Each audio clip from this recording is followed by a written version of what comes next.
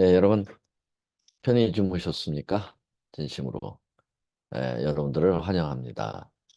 오늘도 첫 기도를 인도해 주신 임성소 장로님 진심으로 감사드립니다. 우리 요단 성서예언대학의 아, 여러 장로님들까지 함께 동참하셔서 에, 용기와 희망을 또 같이 나누게 해주시니 감사합니다. 자, 오늘 다니엘서 8장 두 번째 시간이 되겠습니다. 어제 공부한 거 잠깐 복습하면요. 다니엘 8장의 예언적 기간은 551년 벨사살 왕 3년이라고 말씀을 드렸습니다.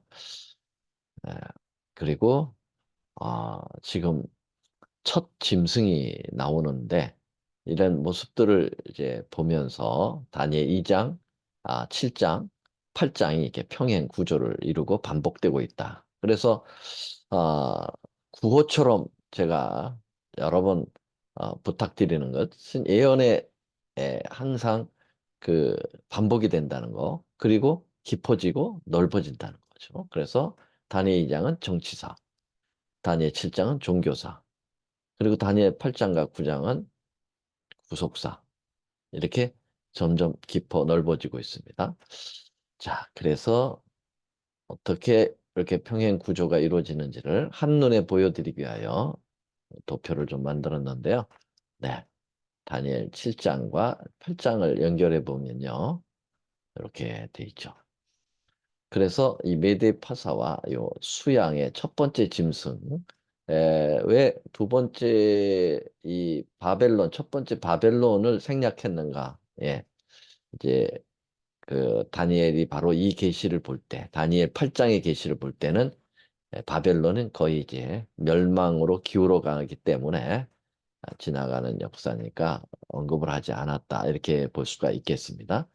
자, 이 첫 번째 짐승이 수양으로 표현됐는데 두 뿔이 있었다고 그랬습니다. 근데 이 두 뿔이 균형이 안 맞아요.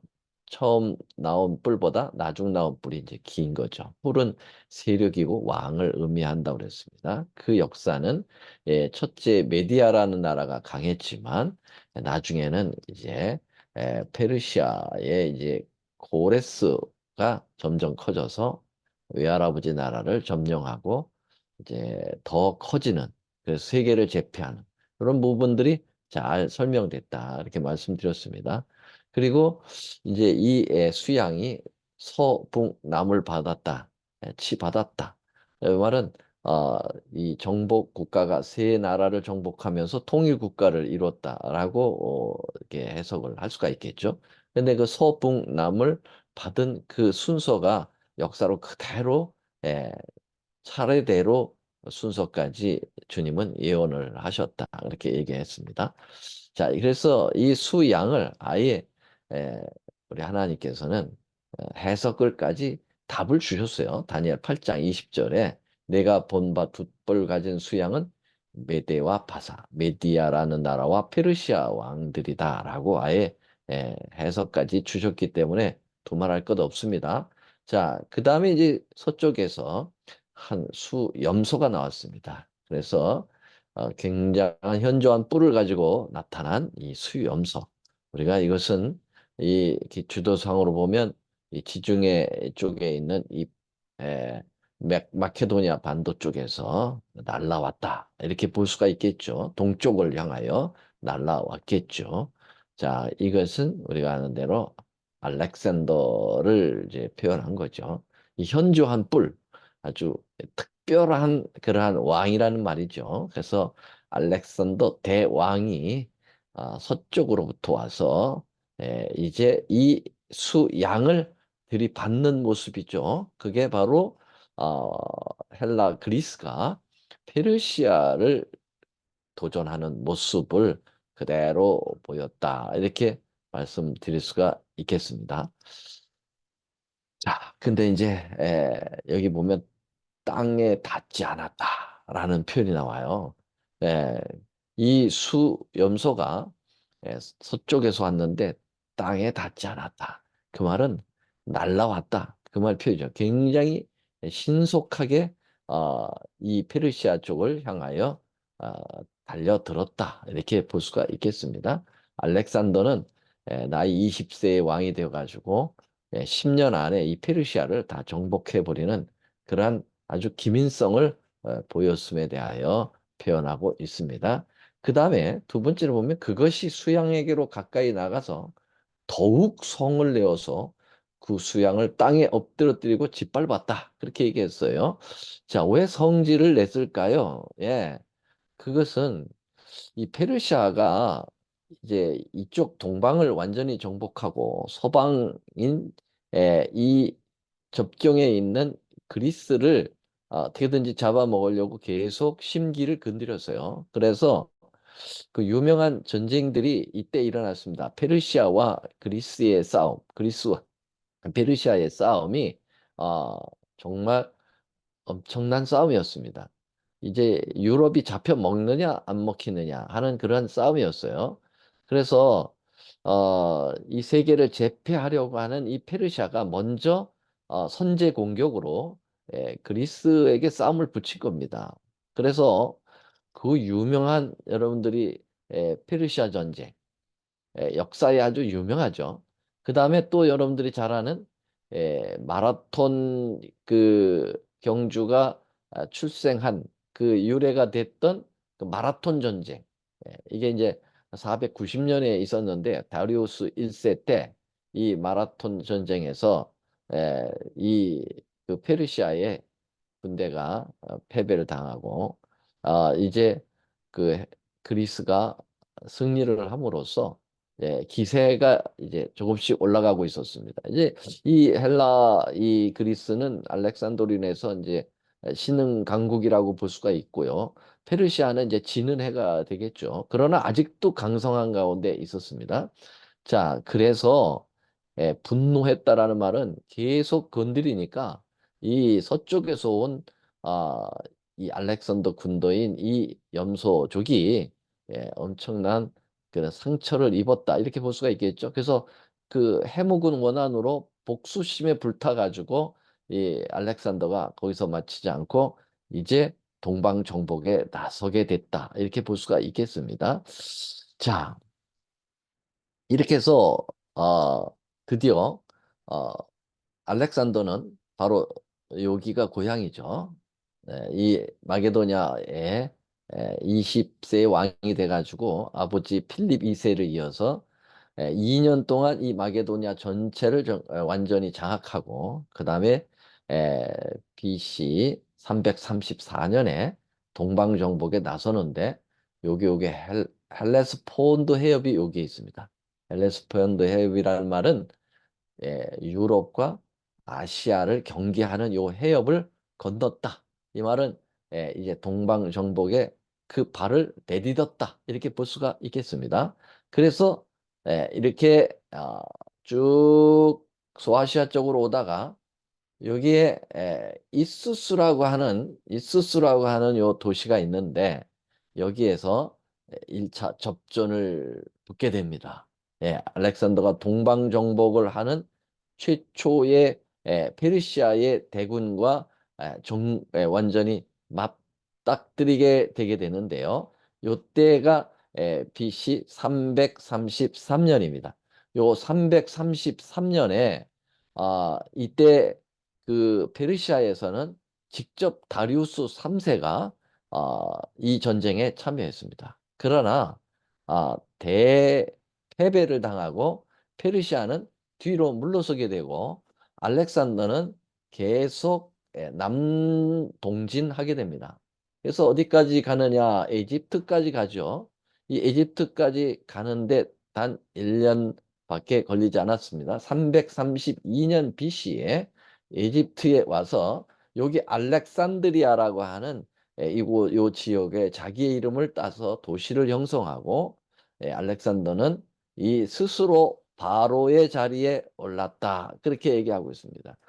이때 이 전쟁, 이수스 전쟁에서 얼마나 다급했으면 다리우스 왕은 후궁과 목욕탕까지 버리고 도망갔다. 그렇게 이야기하고 있습니다. 자, 이렇게 알렉산더가 에집트를 정복하고 자기를 스스로 바로에 오르고 난 다음에 다시 북동진하게 됩니다. 그래서 여기 이스라엘을 거쳐가지고 이쪽에 가우가멜라라고 하는 강가에 이르게 되는데요.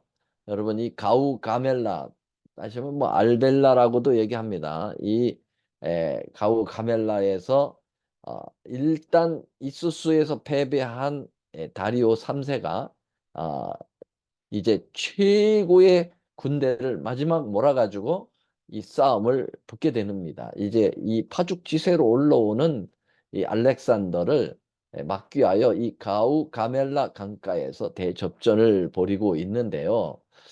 이때 뭐 숫자는 그 약간 설들이 다 달라요. 어떤 설에 의하면은 100만의 군대를 모아가지고 왔다.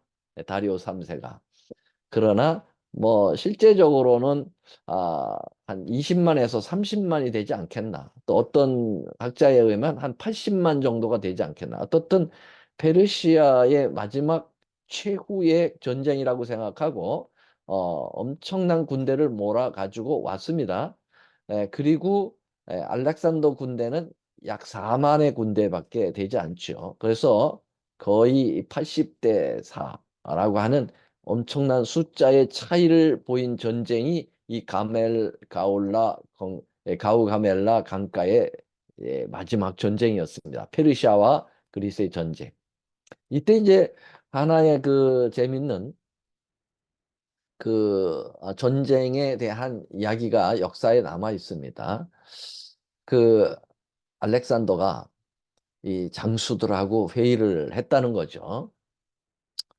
이 상대는 지금 거의 80만의 엄청난 숫자를 가지고 왔는데 우리는 4만밖에 되지 않으니 이 싸움을 어떻게 싸우면 좋겠나 했더니 장수들이 뭐라 그러냐면 밤에 기습으로 공격을 하십시다. 그거밖에 없습니다. 그랬을 때 알렉산더가 큰 소리로 외쳤다고 그러죠. 비겁한 놈들아, 어떻게 이 대 알렉산더 군대가 에, 그게 밤에 쥐새끼처럼 기습을 해가지고 공격을 하겠나? 난 그렇게 안 싸우겠다. 내일 정오에 측면이 아니라 정면을 공격하겠다. 그렇게 나왔습니다. 그래서 전쟁은 그런 양상으로 흐르게 되었어요. 그래서 이 페르시아군은 반대로 생각하기를 어떻게 생각했겠어요?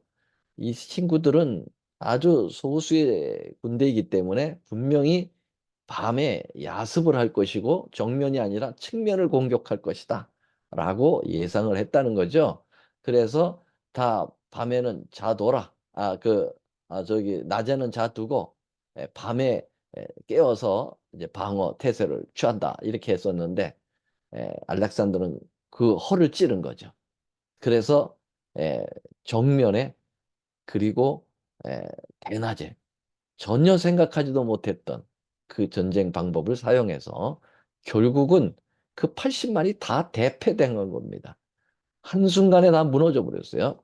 그래서 알렉산더는 전쟁할 때는 항상 뒤에 있지 않고 앞장서 가지고 왕이 그 황제가 먼저 깃발을 들고 특별히 나 여기 있다라고 표시를 하고 싸운다고 해요. 그만큼 용맹스러워서 거기에 그 기세에 다 눌렸다고 합니다. 그래서 결국은 이 가우가멜라 전투는 331년에 대패를 당하고 페르시아는 역사의 뒤안길로 사라져 버리고 마는 것입니다. 근데 알렉산더는 지금 이게 다니엘 8장의 수염소가 천하사방을 들이받는다고 그랬어요. 그런 표현에 정확하게 그 예언이 그대로 이루어지게 됩니다. 이 가우가멜라 전투에서 겨우 목숨을 건진 다리우스 3세는 험산 줄령을 넘어가지고 이 메디아라고 하는 나라로 도망쳤어요. 330년 봄에 알렉산더는 군사를 이끌고 계속 도망간 다리우스를 쫓기 위하여 북동진합니다.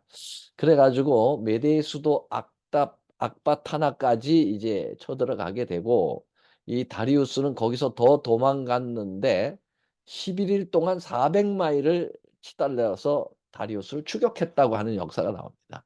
얼마나 분노했으면 그 황제를 놓치지 않겠다라고 하는 이 알렉산더의 집요한 뒤따름이 있었던 거죠. 추격이 있었어요. 그래서 거의 다리우스 3세를 이제 포로로 잡을 지경인데 그때 아, 이 다리우스의 그 부하인 베수스라고 하는 친구가 다리우스를 살해를 해버리고 말았어요. 그래서 다리우스를 만났을 때 알렉산더가 만났을 때는 이미 시체와 만나고 말았습니다. 알렉산더가 너무 안타깝게 생각했어요. 내가 잡아야 되는데.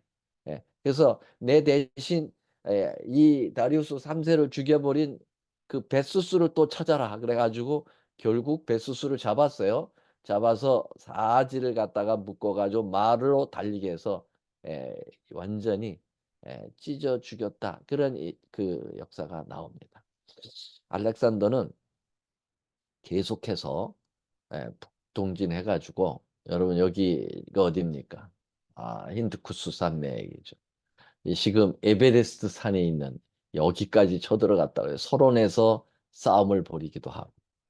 참 이 알렉산더의 이야기가 참 많아요. 여러 가지로. 예. 그 페르시아의 아름다운 녹산나 공주하고 결혼을 해가지고 이 거대한 이 제국에 이것을 하나로 묶어보려고 하는 그러한 알렉산더의 마음이 있었습니다. 그래서 알렉산더는 이 서방의 헬라의 문화를 동방에 접목시키기 위하여 그런 부단히 애를 썼습니다. 그래서 헬라의 문화와 이 동방의 문화를 함께 이야기해서 헬레니즘 문화다. 그렇게 헬레니즘 이 컬처를 만들었습니다. 그래서 알렉산더는 이 페르시아의 그 어, 많은 그 장군들을 죽이지 않고 설득해서 자기 휘하에다가 집어넣는 일에 하게 됐고 그래서 서로 장군의 그 자녀들끼리 결혼을 시키는 그러한 피를 섞는 일까지 이제 하게 되는 거죠. 그래서 모든 것을 알렉산더화 하겠다. 이 헬레니즘화 하겠다. 그리고 이제 그 알렉산더는 아, 가정교사가 누구였느냐면 어렸을 때 가정교사가 아리스토텔레스였습니다. 아리스토텔레스인 이 유명한 철학자가 그의 가정교사였습니다. 그래서 그에게 배운 이 헬라 철학을 이 동방에다가 완전히 심어주는 역할을 하려고 노력했다. 이렇게 볼 수가 있겠습니다. 자, 알렉산더는 계속해서 인도까지 이제 나가게 되죠. 이 동진해가지고 여기 인도의 인더스강 유역까지 이제 가게 되는 거죠. 만약에 여기서 더 동진했다면 우리나라까지 왔을 거예요. 몽골의 징기스칸처럼 말이죠. 그러나 알렉산더가 징기스칸보다는 좀 전투에 있어서 조금 떨어진다라는 얘기는 여기서 회군했기 때문에 그래요. 근데 사실은 뭐 알렉산더가 힘이 없어서 회군한 게 아니고 이 장군들이 또 휘하의 병사들이 다 홈시크에 걸려가지고 돌아가자고 간청을 했기 때문에 어쩔 수 없어서 알렉산더는 인더스 강 유역에서 회군을 하게 됩니다. 회군을 하면서 여기서 이제 돌아오게 되는데 아, 돌아와서 결국 요 바벨론 옛날에 느부갓네살의 영해가 있었던 요 바벨론의 개선 장군하여 들어옵니다. 들어와서 어떻게 했습니까? 네, 그는 그 어, 엄청난 대제국을 가졌다고 하는 자만심 거기에 대하여 스스로 자축하기 위하여 뭘 했습니까? 술과 여자로 에, 일단 아주 술을 너무 많이 마셔가지고 323년 6월에 33세 젊은 나이로 쓰러지고 말았다. 네, 그렇게 그 역사는 이야기하고 있는데 어, 여기 예언에 뭐라고 나와 있으냐 그러니까 강성할 때 그 큰 뿔이 꺾였다 그렇게 나와 있어요. 우리 다니엘 몇 장에 그 다니엘 죄송합니다. 여기 8장 8절에 보세요. 수염소가 스스로 심히 강대하여 가더니 강성할 때 그 큰 뿔이 꺾였다. 강성할 때 큰 뿔이 꺾였다. 얼마나 정확한 표현입니까? 예. 뭐 힘이 점점 쇠약해서 망한 게 아니고 알렉산더가 너무나도 강하게 전 세계를 집어먹어 상황에서 교만해서 결국 술을 마시다가 이제 죽은 거예요. 그것을 잘 표현하고 있습니다. 자, 그러면서 그 큰 뿔이 꺾이고 그 대신에 현저한 뿔 넷이 하늘 사방을 향하여 났다. 그렇게 표현했습니다.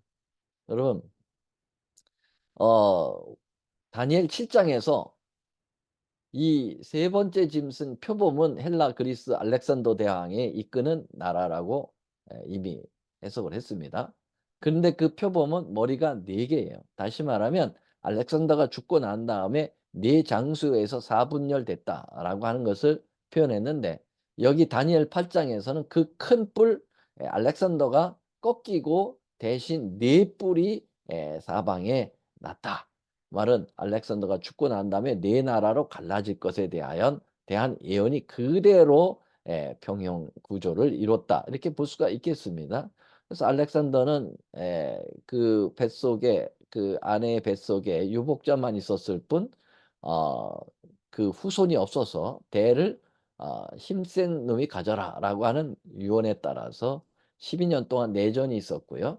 이 안티고누스라고 하는 이 존재를 향하여 네 장수들이 집중 공격해서 물리치고 그리고 네 장수가 나라를 형성하면서 네 나라가 되었다. 그래서 카산도, 리시마쿠스, 셀리쿠스, 프톨레미. 우리 다니엘 7장에서 이미 다 공부한 겁니다.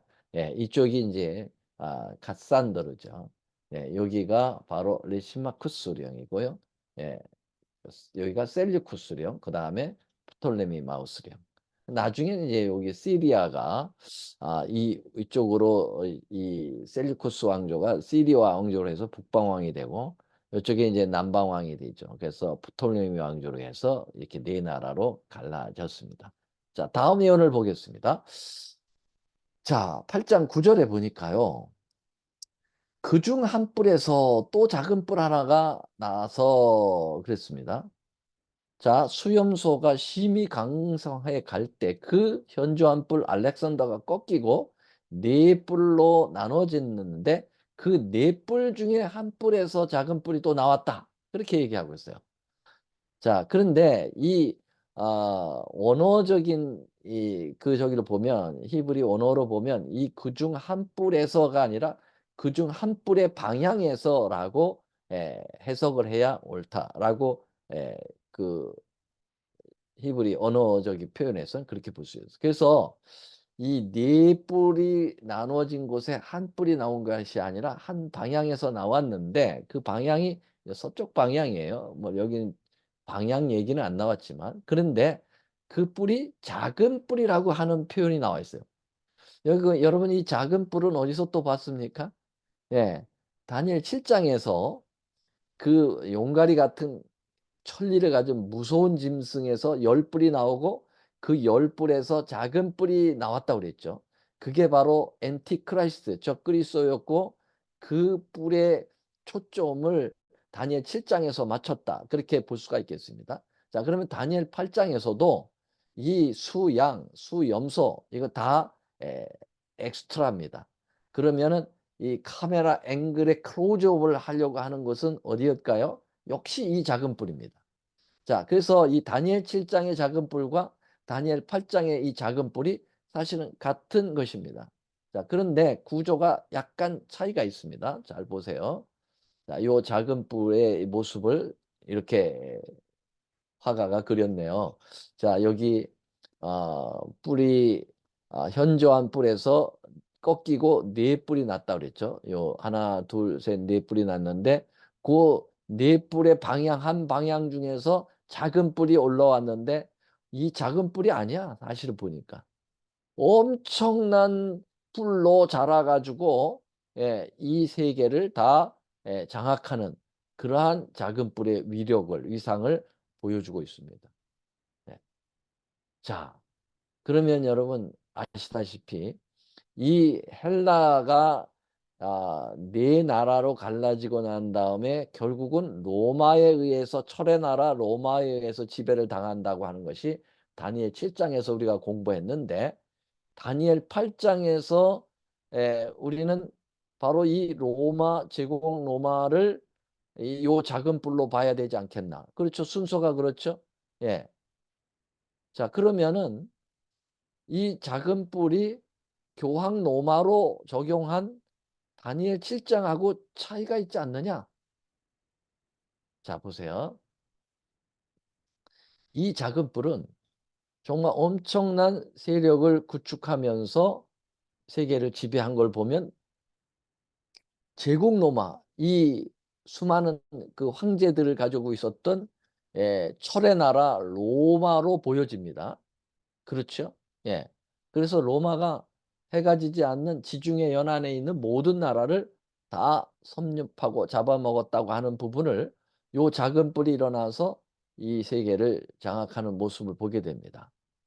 그런데 이 작은 뿔의 행태는 정치적인 로마가 세계를 지배하는 그러한 군사적 로마로만 표현되지 않고 요 작은 뿔이 종교적인 그러한 엄청난 세력으로 발전하면서 종교적인 영향력을 끼치는 모습을 다음 예언에서 나오고 있습니다.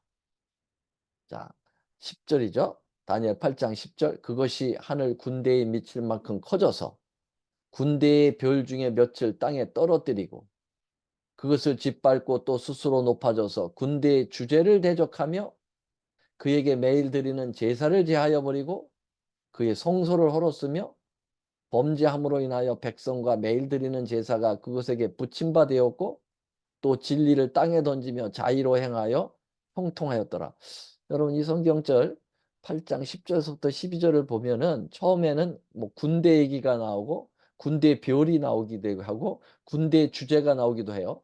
그래서 이것이 로마로 제대로 적용이 잘 됐구나 이렇게 생각이 될 줄 모르지만은 근데 보세요. 그 이후로는 종교적인 문제가 나옵니다. 매일 드리는 제사를 제해 버린다고 그러죠. 이 작은 뿔이요. 그리고 성소를 또 허놓아요. 하나님의 성소죠. 그리고 진리. 예, 하나님의 진리를 땅에 던지고 지 마음대로 형통해. 요 모습은 무슨 모습이에요? 요것은 다니엘 7장에 나오는 작은 뿔 교황권의 모습이에요. 요 위에 거는 뭐의 모습이에요? 요것은 로마, 제국 로마의 모습입니다. 자, 그렇다고 하면은 요걸 다시 한번 정리해 보겠습니다. 자, 9절하고 10절은 제국 로마를 표현하고 있고요.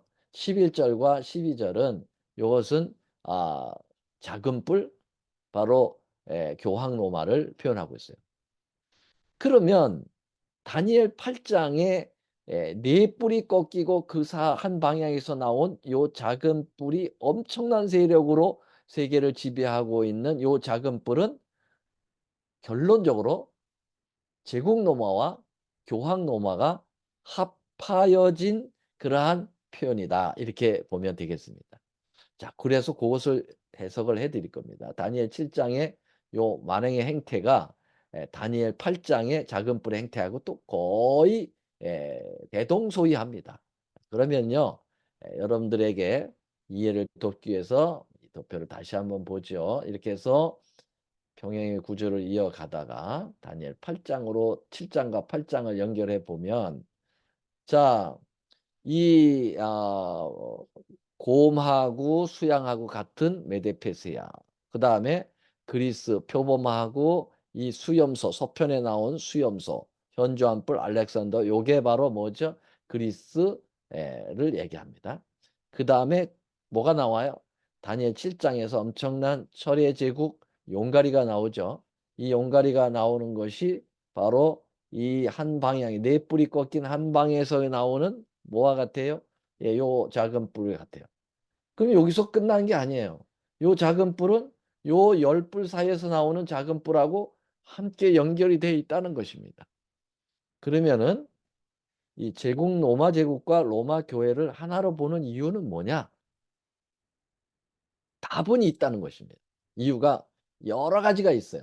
제국 로마하고 에, 교황 로마가 하나로 표현할 수 있을 수 있다라고 하는 것을 얼마든지 그 만행에서 볼 수가 있게 되겠는데요. 사실은 여러분들이 이미 다 역사를 함께 살펴봤습니다마는 로마 제국에서 로마 교회가 나왔어요. 그래서 로마 제국이 가지고 있는 성향을 로마 교회가 다분히 가지고 있는 거예요. 그리고 로마 제국이 행했던 하나님에 대한 에, 그 공격과 교황 로마가 하나님을 향하여 대적하는 모습이 동일합니다. 많은 부분에서 같습니다. 그것을 내일 하나씩 하나씩 살펴보면서 이 작은 뿔이 바로 교황 로마와 제국 로마와 교황 로마의 연장선상에 있다라고 하는 것 내일서부터 내일 이 부분을 자세히 다루면서 이 작은 뿔에 이 연결되어지고 이 뿔이 끝날 때 바로 2300주야라고 하는 다니엘 8장 14절이 나온다고 하는 사실을 예고해 드립니다. 자, 오늘은 여기까지 말씀을 드리도록 하겠습니다.